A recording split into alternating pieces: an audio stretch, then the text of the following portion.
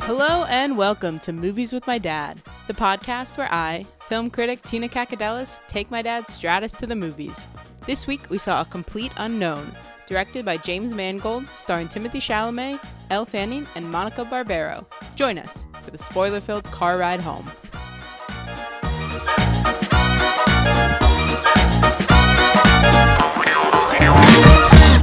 It's fast the setup time. You're done? You're ready? I'm ready. So I can drive. Let's go. All right, Tina. Okay, Father. What did we watch? A Complete Unknown. That was the name of the movie? Yes. Oh. Positive thoughts about the title or no? I have no thoughts about it. So Positive what's thoughts about the movie? Oh, you want to talk about the synopsis? Well, you gotta say what it's about. It's like 4 years of... I was about to say Woody Guthrie's. It's not Woody Guthrie's. He is in it. What's his name? Bobby Dylan. Bobby Dylan. You just got 3 hours of watching Bob Dylan. It was 2 hours and 15 minutes. It was 4 hours and 30 minutes. Robert Zimmerman. Okay, so you hated it. I'm not going to say that. Okay, what would you say then? Well, all right. Well, it's like the rise of Bob Dylan, like from 61 to 65. Okay, that's pretty succinct. And who's Bob Dylan, Tina? For those in the audience that have no idea. Timothée Chalame. No, not the actor. Oh. The historical figure. Oh, he sang some songs. That's it? No cultural connection, no nothing? The importance of Bob Dylan in the 60s? He sang some songs. You have no respect? Respectfully, the movie told me none of that. So that was actually my major point about this movie. We had maybe 15 minutes worth of introspection of who Bob Dylan was, and I still don't have a clue what it was about. You could say he's a complete unknown. A complete unknown. Ouch. All right, good night. Thank you We're so done. much. Thank Nothing you. else That's to all say. I've got to say about so much music. They played every song I think he ever made. I mean, I know that's not true, but God. No, he's got 55 albums. I think they cut a few. Like Maybe. 1 or 2 didn't make it. That is my issue. It's the same issue that I had with Saturday Night, which I know is a very odd comparison on paper. I think it's reasonable. But it felt like 2 hours of impersonations, and you would enjoy it if you just wanted to live for 2 hours in the 60s hearing Bob Dylan songs. Only if you had lived in the 60s. Why? Because you lived in the 60s. I was born when this movie started, basically, a few years before this movie. A few years after this movie was started. Right. I kind of wanted to know what was life like when I was born in New York City in the 60s. I didn't feel like I got anything out of that. No. I mean, the only thing I thought was remotely interesting, I shouldn't say it that strong. One of the things I thought was interesting was the music scene in Lower Manhattan in the 60s. What is this person? And they've come to a complete stop. It's a stop sign. They should do that. They went past the stop sign and stopped. They're from Florida. Okay. Insert joke here. Anyway, so New York in the 60s, right. in the Lower East, Lower Bowery, wherever they were playing, the Village most likely. Mm-hmm. And how the music scene grew, the folk scene grew there, and how the record executives were like 5 blocks away and were coming down to find these people and create stars out of them. That is what you wanted to see more of? I thought that was interesting. No, I don't want to see more of. I thought that was interesting. I didn't realize just how crappy the nightclubs were, and then you go from that to here's a check for $10,000 to Bob Dylan after his first album, which he didn't even want to do. That to me feels like normal. But how much New York was at the center of all that? Again, not shocking. That was like the least shocking part of all of this. It was shocking. That was the only part I felt like I was injected into the world for a while. And then it just became... Then I wanted to understand, why do you have all these women? Right? There's at least there are 3 main ones. Yeah. No, 2 main ones. 2 and then a random woman for one scene. But she was probably somebody important that we don't know, because neither of us are that old. I don't know. You're pretty old. But I'm not... No, this is You're a generation before me. Okay, that's true. Right? It This is is like, Sinatra for me, or, it goes way back. You were just a baby. Right, I had just been born. Correct. Okay. Yeah, I mean, my main issue was that how the women were all treated in this movie was tragic. Just why you're laughing at their tragedy. Because, like, it's just frustrating. It's just frustrating to have Joan Baez be written off as this side character who's just, like, in puppy love with Bob Dylan and has no agency or worth of her own, you know? It's just like, what are you gonna do? Do you really think it was that strong? Because she fell for him early, but then she recognized what he was about, and she was pissed at him and threw him out multiple times. Multiple times? She threw him out one time. Sorry. Well, then she continues to give him the finger and tell him that, But then immediately changes her tune. Like, they then immediately were trying, but then with Elle Fanning's character, Sylvie, was like, oh my gosh, they're so in love. Wait, who is that? His longtime girlfriend. Oh. Like, then seeing the two of them together and there's supposed to be love there. But I was like, I don't understand what either of you see in this man. Well, that's the problem with the film, right? It didn't make Bob Dylan real. No, it very much is playing to, like, he is a Bob moody Dylan. Bob Dylan right. construct. And it felt more like Timothée Chalamet was trying to do an impersonation instead of just, like, trying to embody just a real human. I don't want to blame it on him because I thought he did a phenomenal job. I don't think he had too much of an impersonation. No, you couldn't. They didn't even give him enough dialogue or time to develop a story. They spent way too much time of him singing. That's what the majority of this movie was. I mean, he does sing. Right, but we want to know the stories behind the songs. No, I do, 100%. Because it seemed like everything that he was just inspired, he would just, like, pull out a guitar and just, like, suddenly have a full song written. It was nuts. Well, I think that probably he was obsessed. Wake up at 2 a.m. and just write. Sure, but, like, that's the only part we sort of got a glimpse into his, eccentricity. I guess, but again, it just felt like he was pretending. He was playing dress up. Yeah, he was playing dress up instead of, like, making the character a little different than Bob Dylan, but, like, something that feels real and grounded. Because it never, like, I think the woman who played Joan, Monica, and I think Elle Fanning who played, what's-her-face, Sylvie, and I think... his first girlfriend. Yes, who kept, like, coming back. Right. And I think Edward Norton as Pete, I think they all felt like they were their own people. Who, yes, their names are of famous people, Sylvie's not. Wait, you just said the two women in the film were not their own people. They were just sort of No. I'm talking about their acting qualities. Oh. Like, I think that their characters were background, but I didn't believe that I was watching her try to be Joan. I believed that she was Joan. Not because I think she did a particularly good job mimicking Joan, but because she embodied the essence of what that woman was supposed to be going through at the time. Whether or not she was well written is another thing. And you don't think Chalamet did that for Dylan? I do not think so. What's your knowledge of Dylan? Not much, but it felt like he was trying to be Dylan. It didn't feel like he was trying to be a guy named Bob Dylan who has come here to make music. It felt like he was Bob Dylan. What about when he first started? And then he opened his mouth and I was like, I'm done. I guess you just are not a fan of Chalamet? It's not that I'm a fan of Chalamet. What else has he been in? He's in Call Me By Your Name, which you didn't see. No. He's in Lady Bird. No. Dune? Is he from that? Yes, he's Dune. He's the boy in Dune. He's the boy in Dune. He didn't do any other singing roles anywhere else, right? Did he actually sing this? I think they did, like, a blend. So I think he did sing, but then they also, like, combined it somehow. I think he sang live, and then in post they, like, morphed the two voices together. Somehow. I mean, you got to do something because Dylan's voice is not reproducible by anyone else. I think he did a good job. Like, I will say, I think he did a good job. And this movie, if nothing else, made me wonder why I don't listen to Bob Dylan. This is, like, my kind of music. I was about to say, this is your jam. You like that moody... A moody sad boy with a guitar and a harmonica is, like, up my alley. I have no idea why. I was having an identity crisis. Didn't you feel like Springsteen would have been listening to Dylan? He did listen to Dylan, and he did listen to Woody Guthrie. Right. Seems like it's just a progression from those dots. So I have no idea why. I've never listened to Bob Dylan until today. But I'm going to now.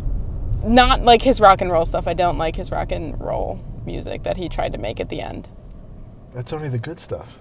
I liked his other stuff. I liked his folk music. I think Did he you should have get the other guy that showed up in the band? No, I have no... Who's that? Alice Cooper? What? Isn't that who it was? He said Al Cooper. Yeah. You don't think that's Alice Cooper? I guess, but I didn't think that. That's my assumption was he played background... Organ? I guess. You think it's just coincidence? Same I have name? no idea. I mean, I knew that it was somebody, but I was like... Because no one else in the band got a name. The guitar player from Chicago. But I didn't know him. No. And then they very specifically said, well, who are you? Al Cooper. Yeah, I figured it was somebody, So but I didn't think it it was had to be Alice Cooper. Oh, well. Which would be... That's an interesting, connection. It would be, but to me it just felt like everything was fabricated instead of feeling... I don't know, that's just my issue with biopics. That just, I guess, it's hard to avoid, which I think Maria did well in avoiding, of just this, like... You're jumping back to the previous movie. Maria Callas. Yeah, yes. Maria Callas. Maria is the name of the movie, though. I understand, but okay. In this context, Maria means nothing. For sure. But I think that movie, and I think Kristen Stewart playing Princess Diana, I think is one of, should be looked at as an incredible means of embodying the essence of a character without worrying about, the essence of a real person without worrying about getting every single one of their mannerisms down. Whereas I think Timothée Chalamet, not maybe his fault, maybe his decision, could be the director's decision, to want to get every one of his hand gestures and Dylan's everything down, instead of just reading the script and interpreting it on his own. I think that's a director's choice. But I don't think there was enough script for him to interpret, to be honest. I think he watched a lot of footage. I think you can tell the difference. That. Yeah, but that bothered me because it's not him. So stop trying to be But if they gave him more to work with, I feel like they spent 6 months in rehearsal how to look like you're singing like Bob Dylan. Because that's what he spent 90% of the movie doing, singing like Bob Dylan. He barely had an opportunity to act like Bob Dylan. He was... What are you talking about? The whole time he was acting like Bob Dylan. No, only because so much of it is just the singing. But I would Dylan argue... songs. Okay, so let's look at Elvis from last year. Wait, was there a connection between... I didn't pay enough attention. Between the songs they chose to sing and the evolution of Dylan? I mean, I realize it's evolution in the sense that his music changed. I but have no did idea they try to when tell he was making... a story through those songs they chose? I assumed they were historically accurate, but they what are. do I know? I'm just saying the lyrics in those, did they tell a story that we completely missed, I guess? I think it's just the evolution of him. Okay. Well, only I say that because that one song that it made me question is when he was singing with Joan Baez, what's the song? It Ain't Me, Babe. It Ain't You, Babe. It Ain't Me, Babe. Oh, I'm not the one that can do this for you. And yeah, yes. It Ain't Me, Babe. So that's the one that actually felt like it was filling in dialogue for the relationship between the two of them.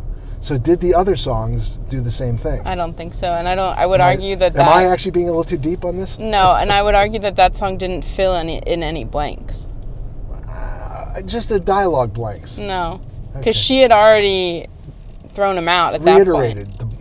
And she already had flipped him off at that point. If we're beating the head, no, I don't think so. I did really like them singing that together. I loved her voice.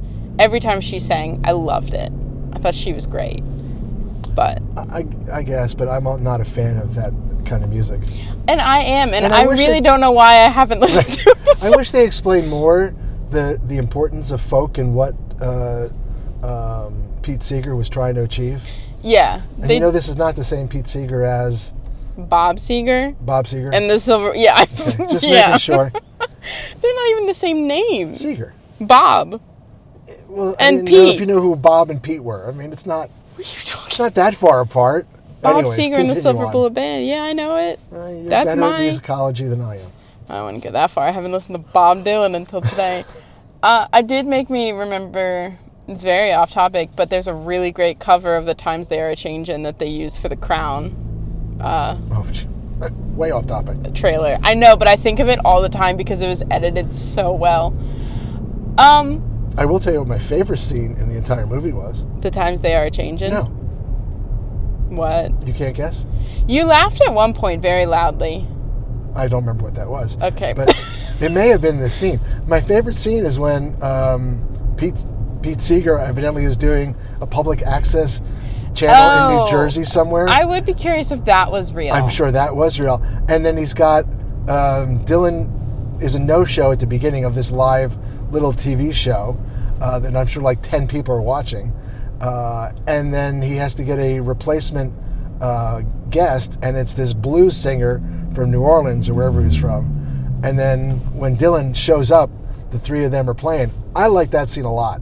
I thought that felt genuine, and I really liked that scene. Because I liked Edward Norton's performance a lot. I think he was great as Pete. I got distracted, but I got an email that I got a screener for Nosferatu. That's not helping this story. I know. Okay, look. I feel like you're not listening to my comments. I wouldn't say that was the strongest scene of the film. I said it's the one I enjoyed the most. I think my favorite part was when Joan Baez flipped off Bob Dylan. I think that really spoke to my emotional point at that moment in the film. Yeah, it's the problem of all these biopics that are like the guise of like trying to give you a more robust understanding of who these like massive icons of American or whatever history are. But I mean, I feel like we keep doing these American music biopics in the States, but you're not actually Well, we didn't go see anything. Bob Marley. We don't know if that one was good. Okay, well, we know it wasn't. Why? I liked the previews of that, and you wouldn't let us go see it. Nobody else did. Well, And the I think previews were excellent. For sure. I do think that is a belief that only you hold. Now, why do you think they waited so long to put this one out? Because people that really love Dylan, right, have got to be dead? 80s, at least 70s, early 70s maybe, and then definitely 80s. I would assume Bob probably dragged his feet. Oh, that's not fair. What do you mean? So this isn't like a critical look at, then I'm out. That's not fair. You can't make your own biopic. Okay, but Elton John was very involved in Rocket Man. And Rocket Man, I think, is a great version of a musical biopic. Because it actually shows Elton John, like, beneath the icon of Elton John. It is not sugar-coated. Sure, this one, I guess, wasn't sugar-coated because you see how much he cheats on his partners. But, like, he's still Bob Dylan. He's still supposed to be cool. Well, he didn't cheat that much. I mean, for the megastar he was, it didn't seem like... That we know of, and right, they showed us. Was there no drugs? The only thing we saw was maybe one joint and a lot of bottles of beer. Is that all they did in the early 60s? Maybe. It doesn't seem reasonable. I don't know. I don't know Bob Dylan's life. Clearly. And we're not any more for the wiser from this. No. Right. I do learn that I should probably listen to his music. But at least you go listen to his music. Yeah. Okay. How many sunglasses? Because the man was wearing sunglasses he does like all sunglasses. day, every day. I guess if you're 70 and older, you're probably going to enjoy it because you'll get to relive your youth. So I'll give you a 4 for that. Okay. For me, just a 2. Ooh, yeah, I'll agree. It's a 2 for me. Okay. It's all 2 for Joan Baez. And for me, for New Jersey Public Access TV. Okay, goodbye. Goodbye.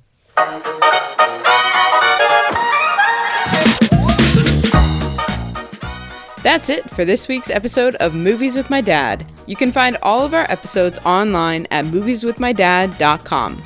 You can also send us an email at movieswithmydadpod@gmail.com. My dad is desperate to hear from you. You can find me, Tina, on Twitter at Captain Ameripug or letterboxed at Tina_DOCX. You can find my dad at our local Home Depot. Tune in next week when we head back to the movies.